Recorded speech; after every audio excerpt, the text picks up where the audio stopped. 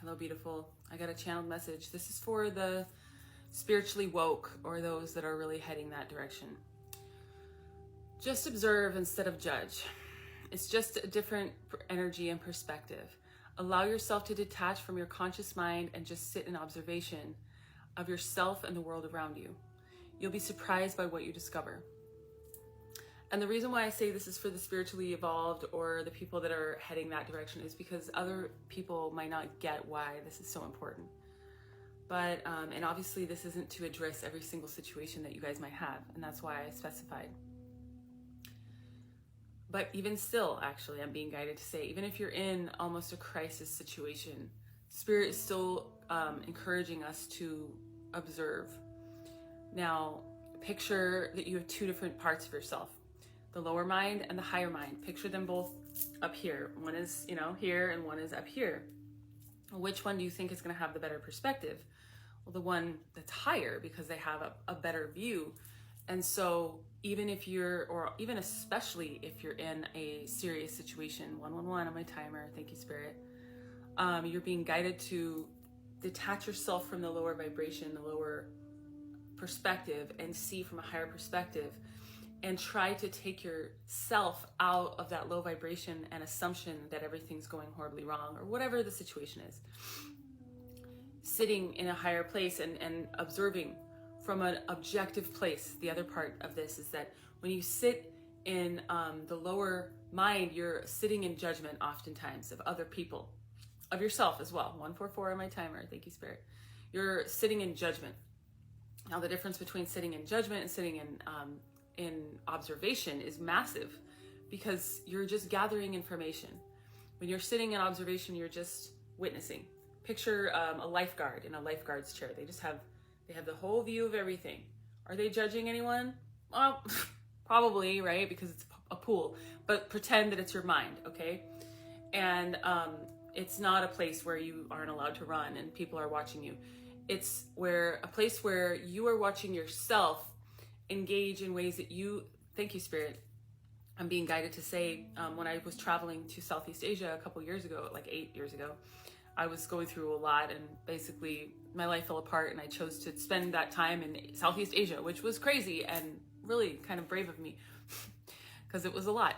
And I lost my shit a couple times and I observed myself acting out of character. I observed myself in a somewhat of an alarmed state, just like I didn't know, that I just didn't know those parts of myself yet because I'd never been put in a position that would push on them so hard. And so instead of sitting in my ego and judging it or judging others in the situation, I was able, thankfully, to at least raise up and see it from a higher perspective and see it for what it was, which was an area that I really wanted to grow and learn. And luckily over the last 8 years, I've been working really hard to do that.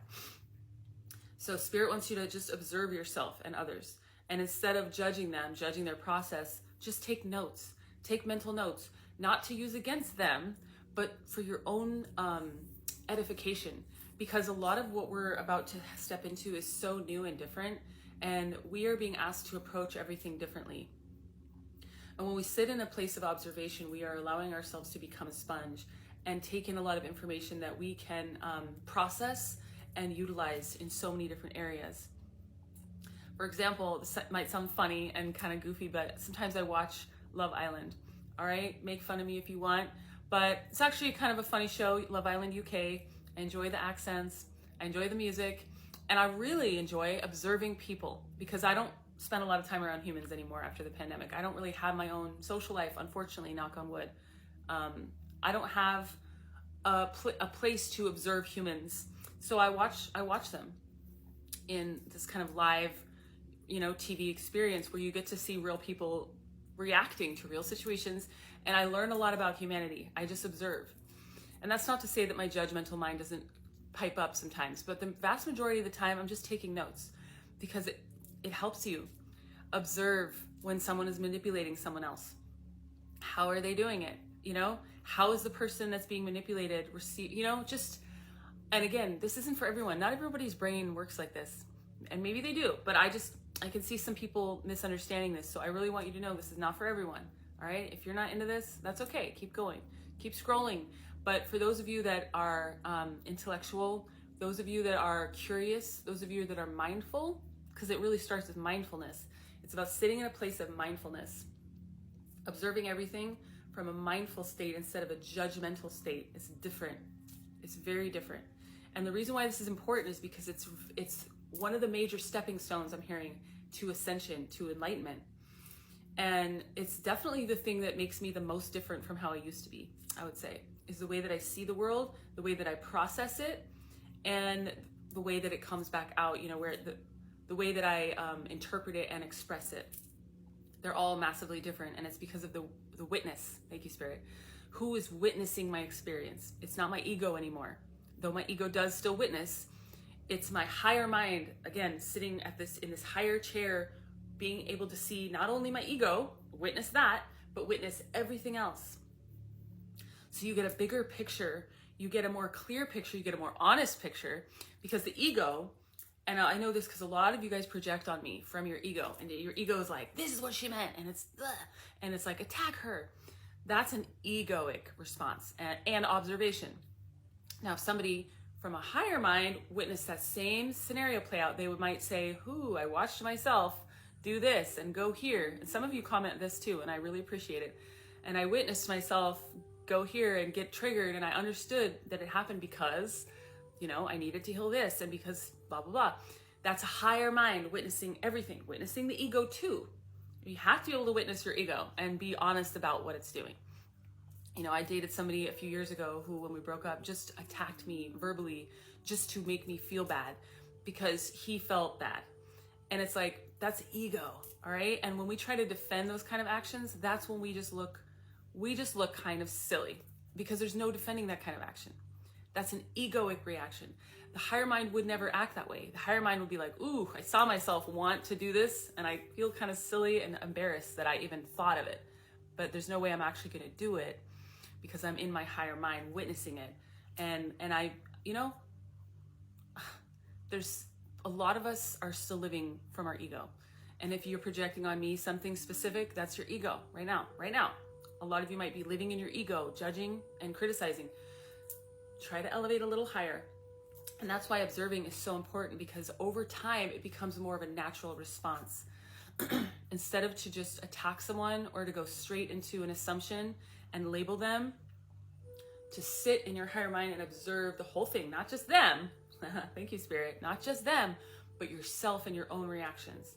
You can't do that when you're in the ego. The ego sees everything like this, just right up close to, you know, to their face. And the higher mind sees everything from above.